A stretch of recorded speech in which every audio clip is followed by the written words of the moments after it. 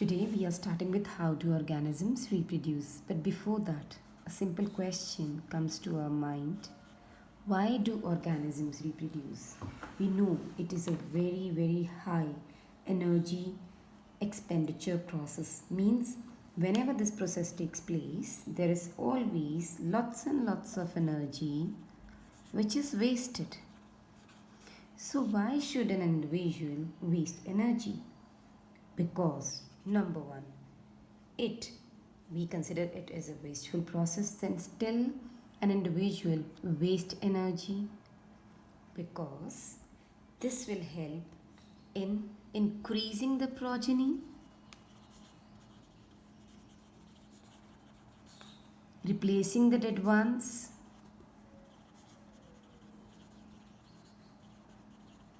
introduce variations. These variations will automatically help in the survival and will further help in evolution. So we say organisms reproduce. Clear? Then do they create exact copies of themselves? How is it possible?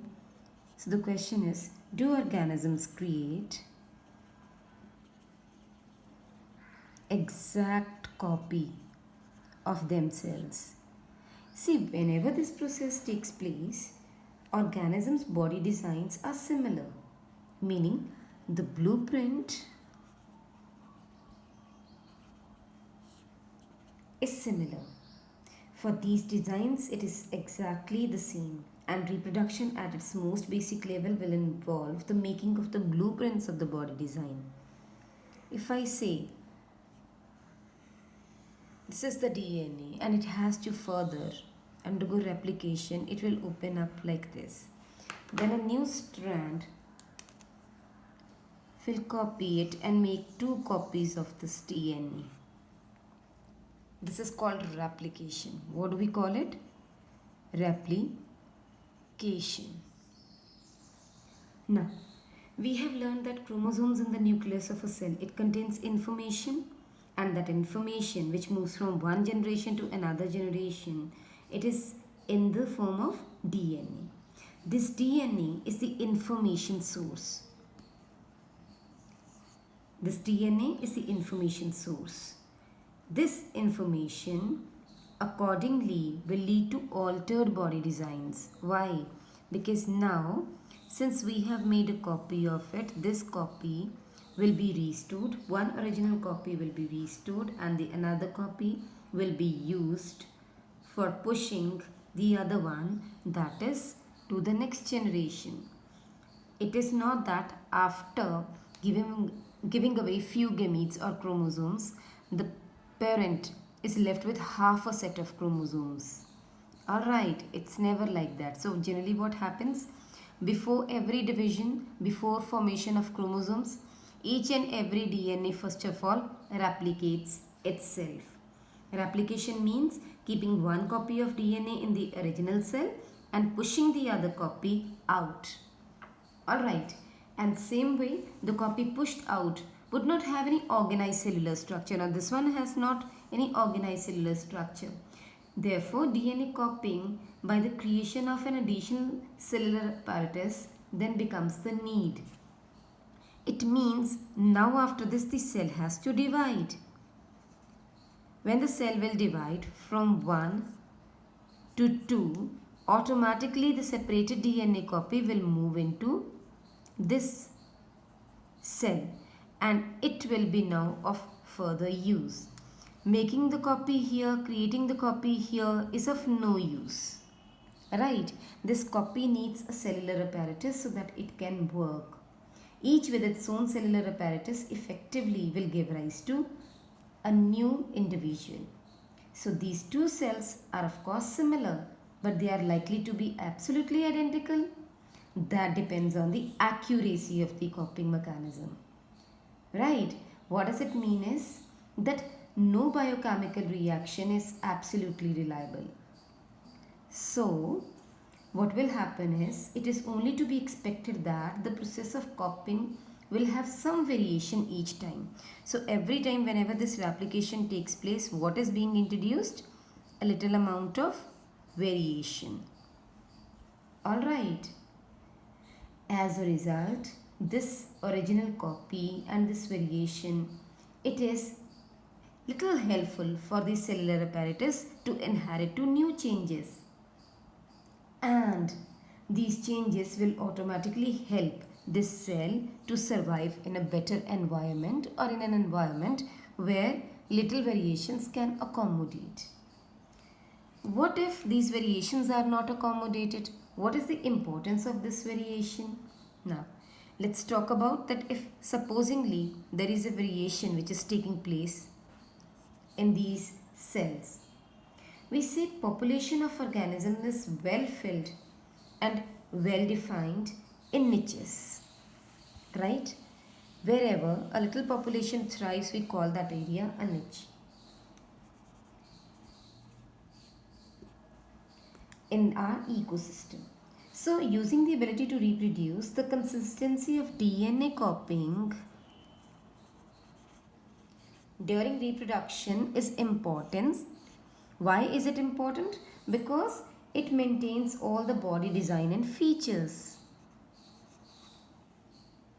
To maintain body design and features. Right? Why DNA copying occurs? To maintain the body design and features. Therefore, it allows the organism to survive. It means reproduction is involved in stability of a species, right? Now, a variation has occurred. What kind of variation are we talking about? We are talking about the niche can change because of reasons beyond the control of organisms. Example, temperature on earth can go up and can go down. Water level can vary. Therefore, we have to think for more examples that whether the population of reproducing organisms were suited to this particular niche or not.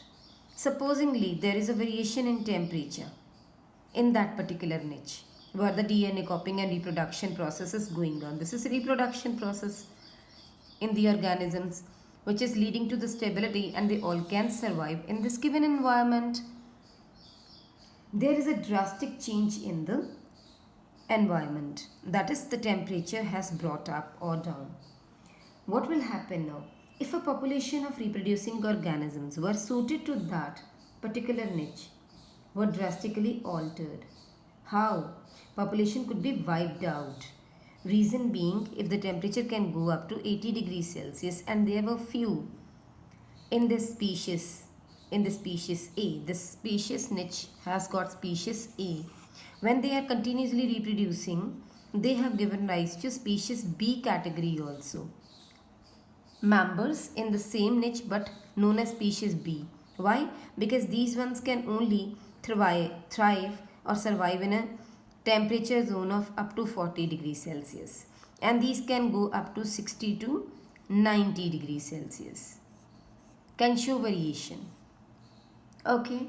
Now, if some variations were to be present in the few individuals, there would be some chances for them to survive when the temperature variations occur. Alright. Like if there were a population of bacteria living in a temperature zone and the water temperature were to be increased by global warming and it may reach to 90 degrees Celsius or 80 degrees Celsius, then many bacteria would die but few variants resist to that heat. Alright, and would survive. So this variation is thus useful for the survival of a species over a long time. It will help in automatically evolution. So a little variation is helpful in the survival of individuals. Now moving to how these organisms divide. what is the basic method through which they show their division? We say there are different modes of reproduction for all these organisms.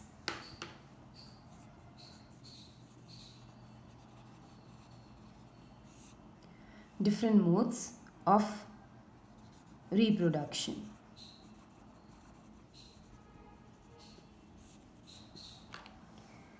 We have to compare and contrast the ways these organisms grow, because these organisms are either single-celled organisms or multi-celled organisms. If these are single-celled, obviously there are few ways only in which they can divide and they can show growth. And if they are multicellular, they have a complex body design and structure. So it would be difficult for them to go in a same manner. The single individuals or the single-celled individuals or unicellular individuals grew. So in this way, the type of or the mode of reproduction also differs, whether they are unicellular or whether they are multicellular. Coming to the type of reproduction. We say all reproductive methods are broadly categorized into asexual as well as sexual mode of reproduction. Asexual means participation of single individual.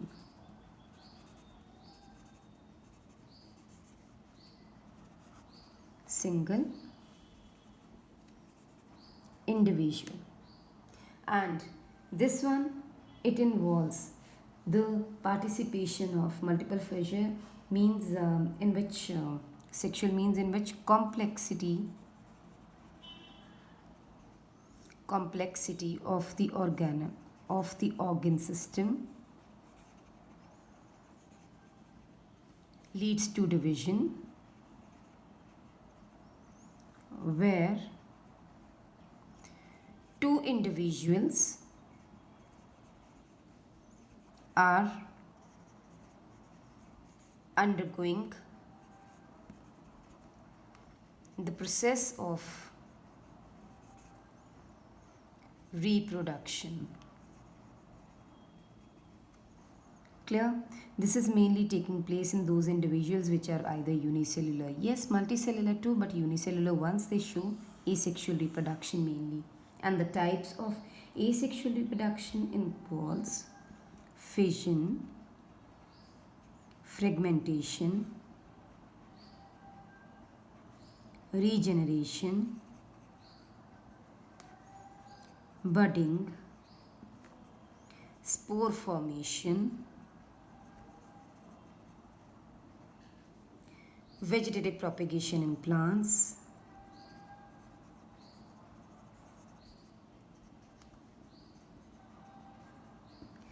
and micropropagation, that means tissue culture, micropropagation. All right. Basically, what is it? Commonly found in all the unicellular organisms. And here, in sexual reproduction, production of offspring or the new individual is by the fusion of two gametes. Why? Because of the complexity of their organ systems. That will lead to the division where two individuals are undergoing fusion. All right.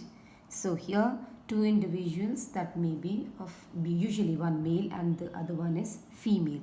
One male, another one, this is the symbol for male, another one is female. They will undergo fusion to form zygote.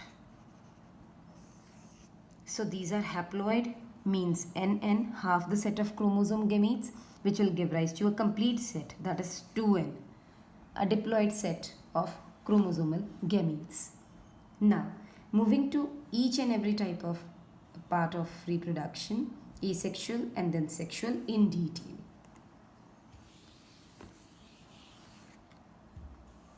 Talking about, first of all, the process of fission.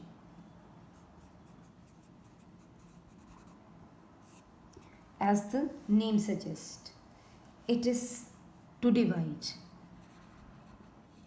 Divide what? Which organisms? Basically fission is for unicellular organisms.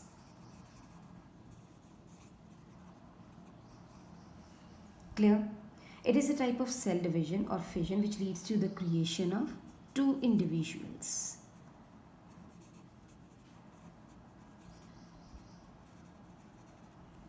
Clear? There are many different patterns have been observed, like bacteria and protozoa. They simply split into two equal halves during the cell division. So here we are talking about amoeba.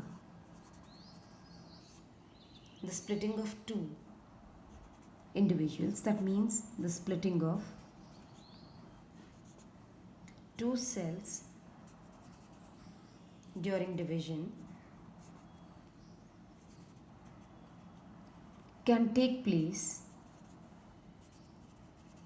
in any plane. That means there is no directional view that amoeba has to break in one particular direction. No, it's nothing like that. Amoeba will undergo splitting of fission process in any manner. Like, see, this is the nucleus. When amoeba has to undergo reproduction, then what will happen? Its nucleus expands and the body also expands this way.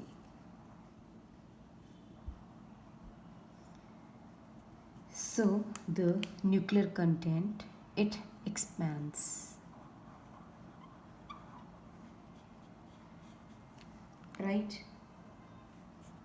Then this nuclear content will automatically form a cleavage kind of thing in between, from where it will be separated to two daughter nuclei. Alright, and here in amoeba, first karyokinesis takes place and then cytokinesis takes place. Means it will give rise to first the nuclear apparatus that gets separated, and the cytoplasmic content remain attached merely at a fractional point. Okay, it is first the karyokinesis, that means the division of nucleus which takes place, and then followed by cytokinesis, which will automatically give rise to two daughter nuclei. Okay, and finally here two daughter cells are formed in this process of amoeba. So what do we see here? First is, which is karyokinesis. Karyokinesis means the division or splitting of nucleus.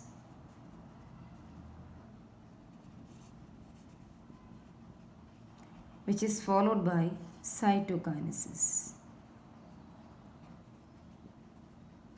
Alright, that means splitting of cytoplasm. This you have to remember, children, that first of all karyokinesis takes place and afterwards cytokinesis takes place. Clear?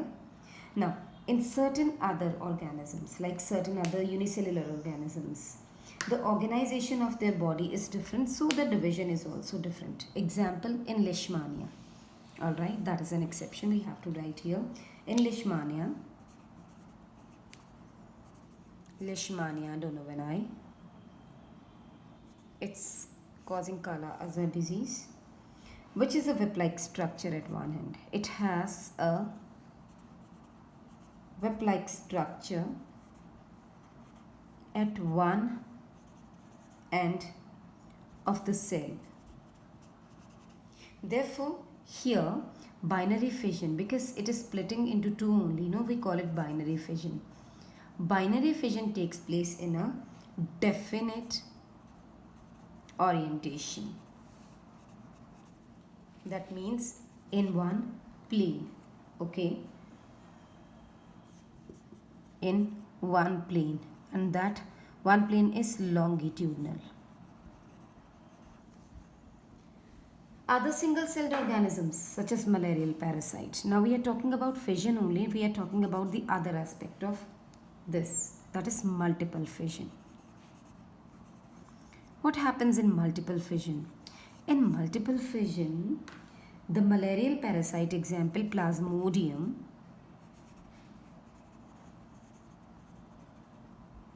it divides into so many daughter cells simultaneously. How does it happen? See, this is a single cell. Alright, here there is a central nucleus. Whenever there are unfavorable conditions outside,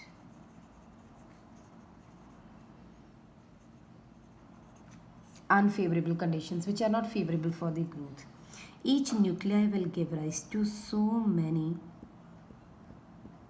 nuclei within the cell itself, and each one acquire a sheath-like structure around it. This structure is simply the wall or the cytoplasmic sheath which it acquires. Later on, all these got this sheath acquired in the form of a cellular apparatus.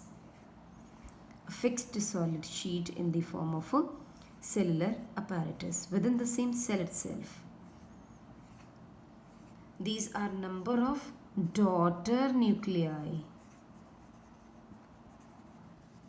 which are formed within the cell apparatus itself. So many daughter cells are simultaneously formed by this Plasmodium. This Plasmodium species grow like this in human body by undergoing so many divisions, and whenever the favorable conditions approach, this cell will burst open, releasing all these daughter nuclei outside in the surrounding environment. This is known as multiple fission in Plasmodium, and Leishmania donovani as well as amoeba shows simple binary fission. That means a single cell divides into only two individuals. Clear? This is all about fission.